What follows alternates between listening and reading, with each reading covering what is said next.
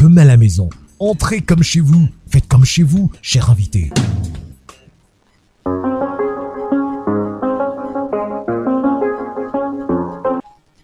Nous sommes sur ABK Radio et vous tous qui êtes scotchés sur cette fréquence 89.9 FM, qui nous suivez également à travers l'application ABK Radio officielle, vous faites bien parce que vous êtes sur la fréquence utile et agréable. Et de l'utile, maintenant, nous allons justement en parler avec notre invité du jour, Maître Prudence Marcel Manding II, avocate médiateur. Avec elle aujourd'hui, nous parlons d'un thème, le contrat, mais pas n'importe lequel. Le contrat de bail. Elle va nous balader dans cet univers que certains connaissent, que certains ignorent et que d'autres fuient. Les raisons, nous en parlons avec elle. Maître Prudence Marcel Manding II, bonjour. Bienvenue dans ABK Radio. Bonjour Suzanne et bonjour aux auditeurs. Merci. Le tapis, il est déroulé. Hein?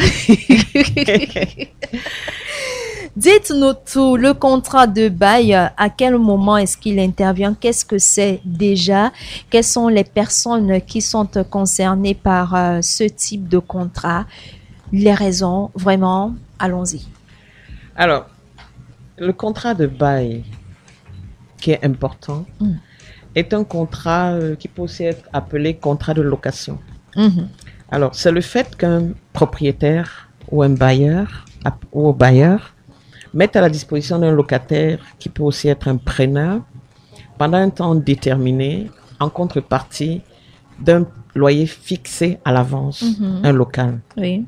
Ça, c'est un local d'habitation.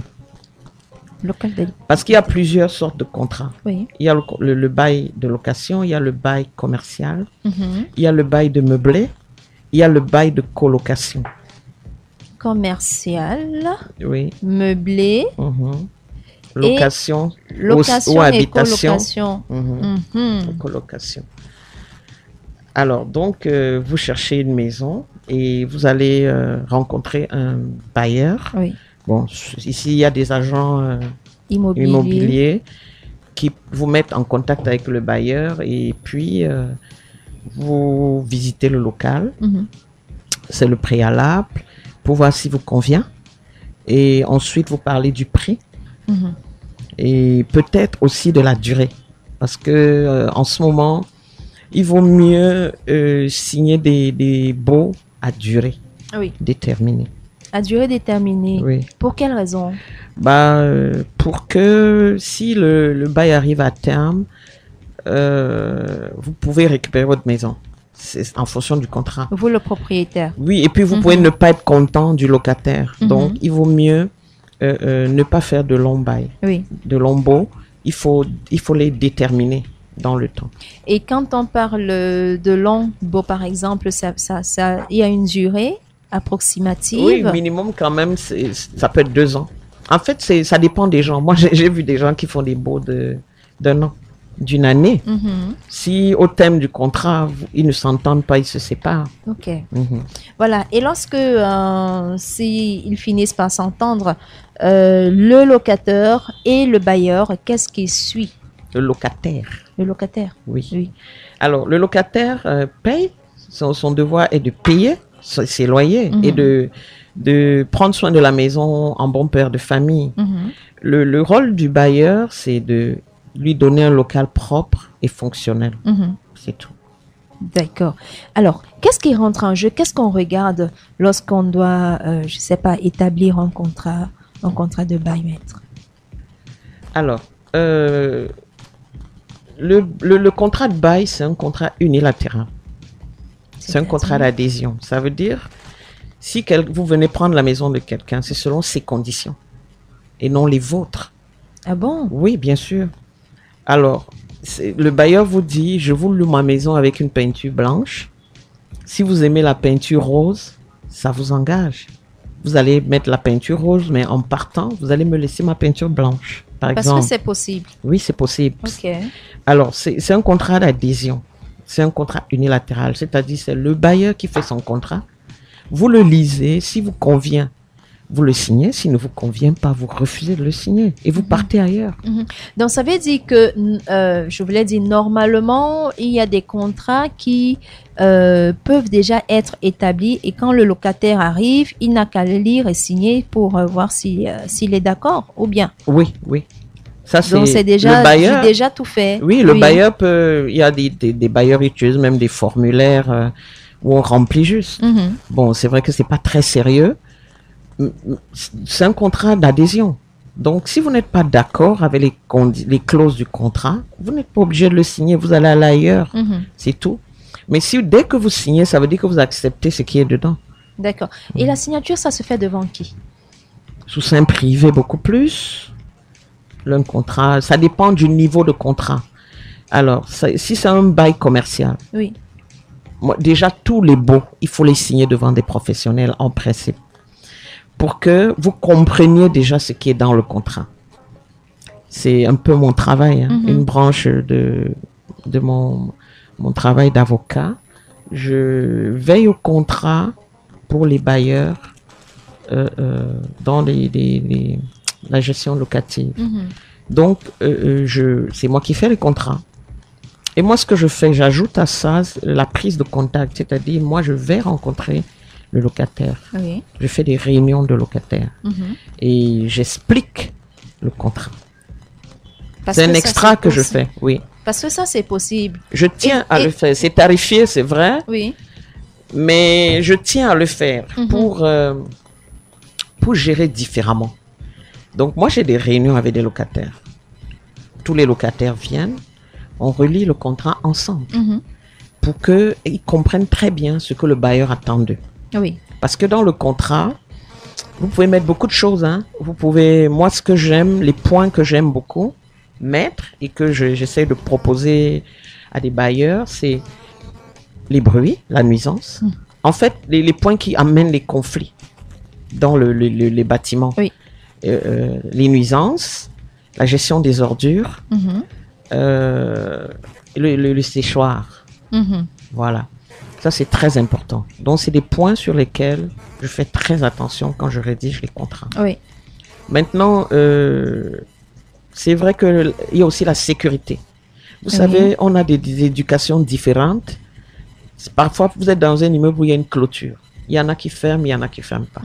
Donc, il faut expliquer ce genre de subtilité et dire au locataire pourquoi le bailleur souhaite que ce soit ainsi. Pourquoi est-ce qu'il est si important pour le locataire de comprendre le contenu de son contrat avant de le signer? Mais parce que c'est un contrat qui nécessite son consentement. Et puis, tous les contrats, il faut les lire correctement. Même ceux des billets d'avion. Il faut les lire. Parce que dans la rédaction des contrats, il peut y avoir des clauses pathologiques qui finissent par vous déranger, vous poser un problème. Par exemple, vous avez des bâtiments où il y a des clés de sécurité et qu'il y a des gens qui n'ont pas cette éducation de discipline, mais qui essayent de s'amuser. Ça peut valoir une expulsion. Oui. Et le bailleur peut mettre dans le contrat que celui qui ne respecte pas les clauses de sécurité dans son bâtiment va devoir libérer. Et ça, il faut lire. Oui. Pour savoir ce que vous pouvez faire et ce que vous ne pouvez pas faire. Voilà. Et c'est aussi bien de se faire accompagner, comme vous le disiez tout à l'heure. Absolument. Logiquement, quand on vous présente un contrat, il faut le faire lire par un professionnel qui peut relever des points que vous ne comprenez pas ou alors que vous n'avez pas vus. C'est important de faire relire son contrat, même le contrat de bail. Alors, au Cameroun, vous qui êtes dans le domaine, dites-nous, est-ce que ces contrats-là, justement, sont tenus, sont rédigés, signés, faits de manière récurrente dans nos quartiers, dans les villes et tout ça, ou alors c'est chacun qui fait comme il veut, et lorsqu'on fait comme on veut, à quoi est-ce qu'on s'expose aussi? Alors, malheureusement, c'est chacun qui fait comme il veut. Pour ceux qui d'abord tolèrent le contrat, parce que les bailleurs parfois n'aiment pas le contrat. Pour quelle raison? Je ne sais pas, ils ont leur raison. Ils veulent pas être liés peut-être, mais il y a des bailleurs qui font pas de contrat. Oui. Les locataires aussi qui sont pas exigeants. Et puis, ça dépend d'où vous vivez. Vous n'allez pas demander à quelqu'un de, je sais pas dans quel quartier là, d'aller faire le contrat pour une petite chambre comme ça. Donc, ça veut dire que le contrat de bail aussi se fait en fonction de, je sais pas si je dois dire, l'allure de la maison que l'on prend, du quartier. C'est ce que je comprends ici, en fait, parce que c'est pas un domaine très réglementé. Donc, c'est pas fait comme ailleurs, où avant de prendre une maison, d'ailleurs, même à l'étranger, j'ai constaté des bailleurs qui n'aiment pas le contrat. Dans une résidence UP, le bailleur ne fait pas de contrat. Hein. C'est le mano à mano. Il prend son argent et puis voilà. Il veut pas le contrat. Donc, c'est plus une culture qu'autre chose. Hein. En Europe, par exemple, les gens font des contrats. Ils font des contrats parce que ils ont des maisons via des sociétés immobilières. Oui. Ici, chez nous, il y a des agents immobiliers, mais qui n'ont pas la même rectitude qu'une agence immobilière, c'est-à-dire qu'ils soient exigeants. C'est comme les gens, chacun trouve sa maison. Quelqu'un peut trouver sa maison et juste discuter avec le bailleur et le bailleur lui donne les clés. Oui. Donc, c'est pas très régulé chez nous, en fait. Donc, nous avons de rares personnes quand même qui ont peut-être un patrimoine immobilier puissant. Et c'est pas facile de gérer un patrimoine immobilier, surtout locatif. Ça obéit à beaucoup de rigueur, de discipline, de suivi. Donc, ces personnes préfèrent confier ces choses à des professionnels. D'accord. Et dans ce sens-là, c'est un peu plus sécurisé. Absolument. Ça fait moins de maux de tête Oui, absolument. Parce que les maux de tête, c'est le professionnel qui les encaisse. C'est pas le bailleur. Le bailleur est protégé quand il confie la gestion locative de son immeuble à quelqu'un. Et pour ceux qui passent par comment on appelle, pas les agents immobiliers, mais ces structures-là qui font justement dans l'immobilier, qui facilitent et tout ça. Est-ce que lorsque on passe, Monsieur X passe par une structure immobilière pour trouver un local, c'est avec le bailleur que le contrat se tisse ou alors se fait, ou alors avec la maison qui a facilité l'obtention de son local? Ça dépend. Ça peut être avec la maison, ça peut être avec le bailleur. Bon, vous ne voyez pas le bailleur peut-être, mais c'est la société qui est intermédiaire. Mais vous avez tout ce qu'il faut. La société émet le contrat et vous signez. Et pour le locataire, est-ce qu'il y a des moments où il peut, après avoir signer un contrat, il peut venir, par exemple, vous avez parlé, on a évoqué le cas de la durée tout à l'heure. S'il voit il est dans un environnement où peut-être ses droits ne sont pas respectés, ses droits sont-ils mentionnés? Est-ce qu'il peut résilier le contrat? Si oui, comment? Quelles sont les procédures? Absolument. Le contrat, ça dépend justement des clauses. Il y a des clauses où on vous dit que pour résilier, vous devez prévenir le bailleur un mois avant. Un mois avant? Oui, par lettre recommandée ou alors par simple courrier. Vous dites, ici, c'est un peu fait n'importe comment. Un matin, quelqu'un se lève, il dit qu'il part. C'est pas comme ça. Il faut prévenir le bailleur parce que c'est comme une rentrée. C'est une rentrée. Alors, il faut prévenir la personne que le mois qui vient, je vais partir. La personne se réorganise. Et quand vous donnez ce préavis, c'est un préavis pour partir. Quand vous le donnez, il est payant. Il n'est pas gratuit, contrairement à ce que les gens croient. Le préavis est payant. Donc, vous dites, je vous prévenez juste le bailleur. Ça veut dire que le mois où vous allez partir, lui, il cherche déjà quelqu'un pour vous remplacer, pour qu'il n'y ait pas de flottement. Et parlons du préavis. Pourquoi est-ce on a pensé que le préavis était gratuit? Que ce soit, est-ce que si c'est à la demande du bailleur, il peut être du locataire, il peut être payant. Et si ça vient du bailleur, est-ce qu'il est aussi payant? Il peut aussi être payant, oui. Il peut? Oui. Si c'est le bailleur qui interrompt brusquement votre bail, c'est lui qui paye. Si c'est vous qui payez. Et c'est lui, il paye comment? Il paye comment? Justement, c'est cette gratuité-là qu'on a. Si c'est le bailleur qui vous dit de partir, il vous prend quand même de compte-pied. Il faut une compensation. Non, je comprends pas. Si, il faut une compensation. C'est pour ça qu'on donne le mois gratuit, en fait. Ok. Si on comprend, mais c'est pas gratuit. Ça, c'est quand le bailleur vous demande de partir. Mais si vous dites au bailleur que vous partez, c'est vous qui payez le mois, là.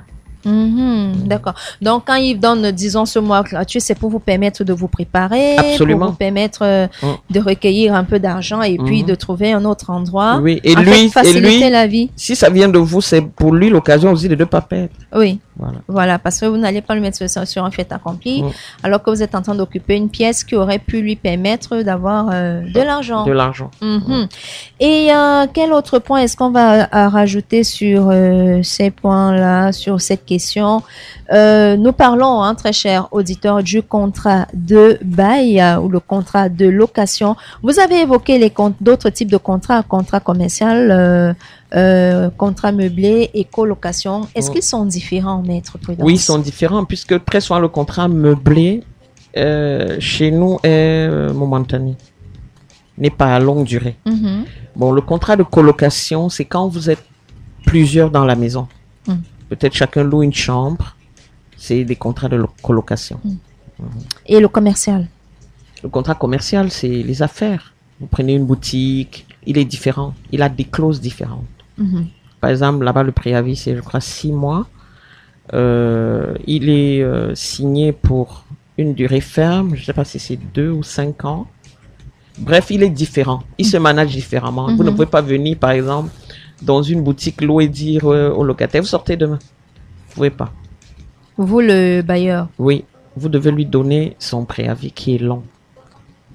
Qui doit être long. 6 mois? Oui, parce que c'est le commerce. C'est une enseigne. Voilà, donc c'est un peu différent. D'accord. Et est-ce qu'on parle aussi de moralité quand on regarde, on signe des contrats, quand on établit des contrats de bail, maître? Oui, moralité, c'est la capacité de payer. Uniquement? Oui, c'est de ne pas prendre la maison de quelqu'un et puis ne pas payer par la suite. Ou alors ne pas l'entretenir correctement. C'est pour ça qu'on dit qu'il faut exécuter le contrat en bon père de famille. C'est-à-dire, vous cassez quelque chose, vous remplacez. Il y a des dégâts qui concernent le bailleur, il y a des dégâts qui concernent le locataire. Alors, ce qui concerne le locataire doit pouvoir arranger. Prévenir peut-être le bailleur si le bailleur a des techniciens à disposition, mais il doit arranger ce qu'il a gâté dans la maison. Voilà. C'est pour ça qu'il y a aussi la caution, qui est de 2 mois pour pouvoir pallier les dégâts qui peuvent venir. Mais seulement, parfois même la caution ne couvre pas les dégâts.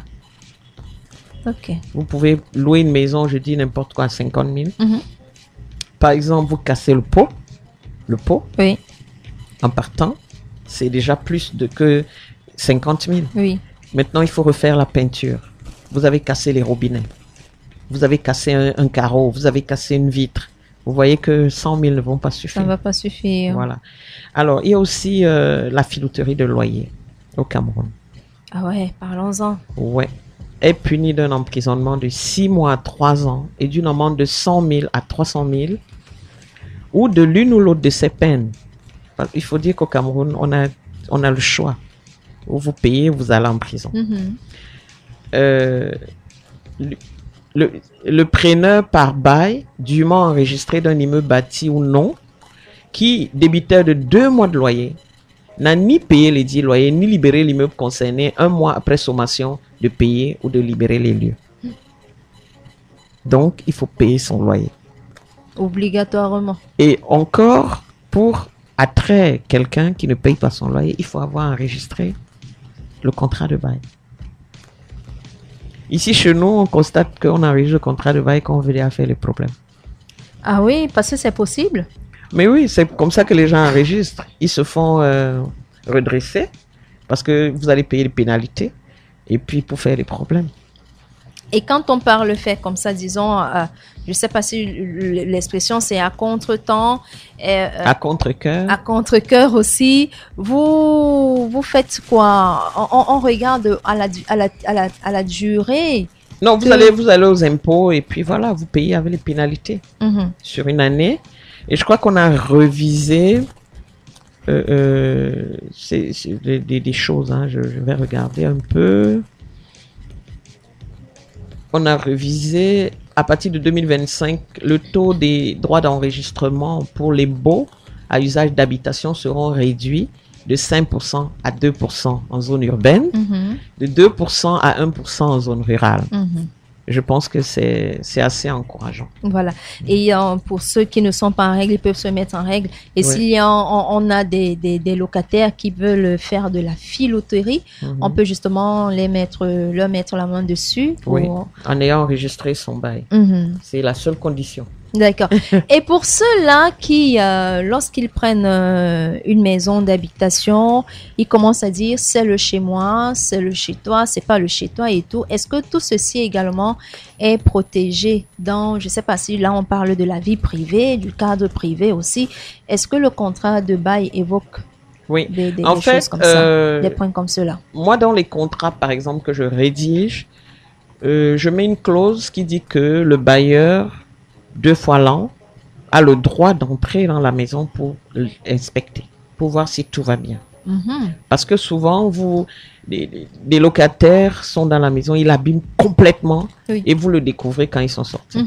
Donc, le bailleur il écrit au locataire pour lui dire, je viendrai tel jour, regardez, mon droit de visite, un droit de visite. Alors, il inspecte les locaux pour voir si ça va, s'il y a un problème. Je vous prends un exemple banal, les fuites d'eau. Vous allez voir un locataire qui a un problème de plongeur. Le plongeur, c'est ce qui est dans le réservoir de la cuvette qui se pose sur le pot là. Alors, parfois, il lâche.